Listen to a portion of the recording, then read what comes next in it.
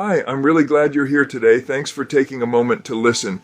On behalf of He is Risen Ministries, we'll be talking about something we all deal with, something that sneaks into our lives more often than we want to admit, something the Bible warns us about because God cares deeply for us. We're going to talk about pride. Not the good kind, not the joy of a job well done, not that warm feeling when your child or grandchild does something kind.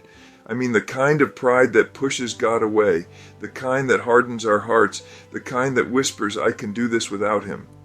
If we're honest, every one of us has faced that voice, sometimes loud, sometimes quiet, but always trying to convince us that we're better off depending on ourselves. The Bible gives us wisdom about this. It doesn't beat us up. It warns us. It invites us into something better because God isn't out to shame us. He's out to heal us. Let's look at what God says. In Proverbs chapter 16, verse 18, it says, "Pride goes before destruction and a haughty spirit before a fall." That's a strong statement, but we've seen it happen, haven't we? A person who refuses help, a person who believes they're always right, a person who thinks they could never be wrong, then a fall, a failed relationship, a lost job, a broken trust, a mess they never thought they could end up in. The Bible isn't saying this to scare us. It's saying it to protect us because God sees what we can't see. He knows how dangerous pride can be, and He knows how much it hurts us when we fall. In James chapter 4, verse 6, it says, God opposes the proud, but gives grace to the humble. Think about that for a moment. God actually resists pride, not because He dislikes us, but because pride closes the door to His grace, and grace is exactly what we need the most. Grace heals us. Grace forgives us. Grace lifts us up. But pride says, I don't need help. I can save myself. I'm the one who knows best. And grace can't fill a cup that's already full of self. In 1 Peter chapter 5, verse 6, it says, Humble yourselves therefore under the mighty hand of God so that He may lift you up in due time. Isn't that beautiful? God doesn't push us down when we humbly admit our need. He lifts us up. He comforts us. He strengthens us. But sometimes surrender feels scary. We worry that humility will make us look weak. We fear losing control. We think we have to hold everything together. But God says, you were never meant to hold everything alone. Jesus Himself taught us humility by example. Philippians chapter 2 tells us that Jesus, the Son of God, humbled Himself. He didn't come to be served. He came to serve. If anyone had the right to walk in pride, it was Jesus. Yet He chose humility. He chose compassion. He chose love. So here's the question, like if Jesus humbled Himself, how could we ever think humility is beneath us? Let's get real for a moment. Pride shows up in everyday life. It doesn't always look loud or obvious. Sometimes pride looks like refusing to apologize, not because you're right, but because saying I'm sorry feels like losing. Sometimes pride looks like ignoring a problem instead of asking for help. Sometimes pride looks like giving advice, but never taking any. Pride can break marriages. Pride can damage families. Pride can divide churches. Pride can make us distant from the people who love us. But it also makes us distant from the God who loves us most. Maybe you've seen this in your own life. Maybe there was a moment when pride cost you something important. Maybe a friendship ended because no one would take the first step. Maybe pride forced you to hide your struggles, pretending everything was fine.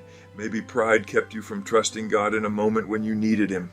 You're not alone. We've all been there. Every one of us has wrestled with pride at some point. Sometimes pride whispers, you're better than them. And sometimes pride whispers, you're not good enough. Both are lies. Because pride keeps the attention on us, and life was never meant to revolve around us. Let's slow down and think about what pride actually does to a believer. Pride makes us forget who our provider is. When things are going well, we start thinking, I earned this. I built this. I made this happen. But Deuteronomy chapter 8 reminds us that God is the one who gives us the ability to work, to succeed, to thrive. Pride makes prayer feel unnecessary. If we think we can do life on our own, why pray? Why seek God's guidance? Why ask for wisdom? Prayer becomes smaller, God becomes smaller, and self becomes bigger. Pride shuts down gratitude because gratitude comes from the awareness that we are blessed beyond what we could ever earn. When pride rises, thankfulness fades. Pride also blocks forgiveness because pride says, I don't need grace. I mean, they don't deserve grace. But Jesus teaches us that forgiven people, forgive. Pride traps us in comparison. We start measuring our worth against other people. We either feel superior or inferior, but both reactions are rooted in pride because the focus is still on us. Pride keeps us from growing. Think about a plant in a tiny pot. Its roots can't expand. It stops thriving.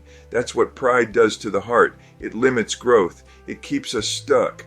God loves us too much to let pride destroy us. So sometimes He allows pressure. He allows circumstances to humble us, not to shame us, but to bring us back to Him, like a loving father lifting our chin, reminding us where our strength comes from. Have you ever seen someone refusing to use GPS even when they're clearly lost? They say, I know where I'm going, and everyone in the car knows they do not. That's pride, and pride can take us miles off course before we ever admit we're lost. Or think of assembling a new piece of furniture without reading the instructions. You're halfway through. Then you realize the screws don't match up. You didn't follow the design. That's pride too. We laugh about those things. But spiritually, we do the same. We try to build our lives without God's instructions. Then when parts don't fit, we wonder what went wrong. Let me tell you this gently. God isn't trying to control you. He's trying to guide you. Because He knows every path, He knows every danger, and He wants you to reach the destination He prepared for you. Here's another example. Imagine carrying a heavy box. Someone offers to help, but you say, no, I've got it. And even though your arms are shaking, your back hurts, and you're about 5 minutes away from dropping everything. Why do we do that? Because pride says, I don't need help. But humility says, it's okay to let someone support me. God says in Psalm 55, verse 22, cast your burden on the Lord, and He will sustain you. But pride keeps the burden on our shoulders, and burdens were never meant to be carried alone. Jesus said in Matthew chapter 11, verses 28 through 30, come to me, all who labor and are heavy laden, and I will give you rest. He invites us to rest. But pride chooses exhaustion. Something else pride does. It blinds us. We see flaws in everyone else. But we never look in the mirror. We judge others quickly. We justify ourselves slowly. Jesus talked about this in Matthew chapter 7. He said we often notice the tiny speck in someone else's eye while missing the giant log in our own. That's the power of pride. It distorts our vision, but humility brings clarity. Humility sees the truth. Humility allows growth. Humility invites God to shape us. There's a story in Luke chapter 18. 2 men prayed. One was proud. He bragged about his good works. He compared himself to others. He thought God should be impressed. The other man simply said, God be merciful to me, a sinner.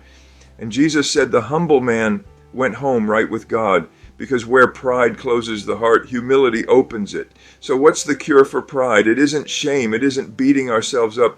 It's remembering who God is and remembering who we are in Him. Humility says, God, I need you.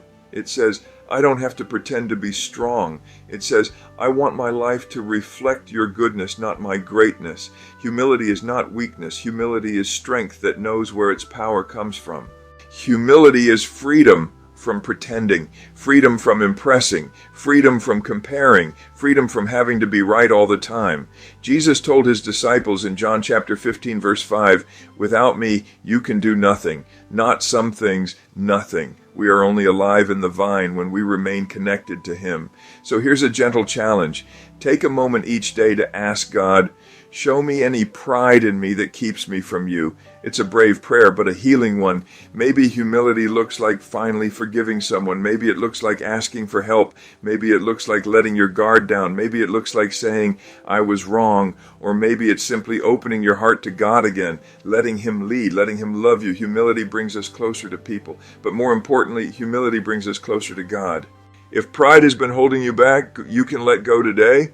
You can release the burden. You can stop trying to be the hero of the story, because Jesus is the hero and he never fails. You don't have to carry everything. You don't have to know everything. You don't have to fix everything. You just have to trust the one who can. Let him lift you up. Let him guide your steps. Let him fight your battles. Let him shape your heart. Every time we choose humility, we choose grace. We choose peace. We choose freedom. So now let's end with this simple truth. You are deeply loved by God, not because of what you've achieved, not because of what you've earned, but because of who he is. And pride can't add to that love, and humility can't take away from it. Humility simply helps us receive it.